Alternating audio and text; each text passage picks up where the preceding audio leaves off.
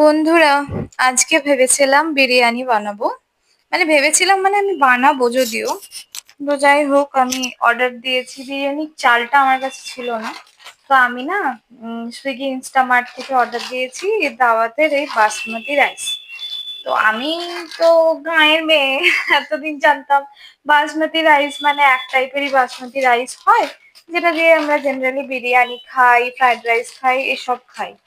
ও মা, এখানে দেখছি যে এটা আবার কি রোজানা বাসমতি রাইস, মানে হচ্ছে এগুলো রেগুলার ইউজ করার বাসমতি রাইস, যেটা নাকি এরকম ভাঙা ভাঙা লং গ্রেন নয়।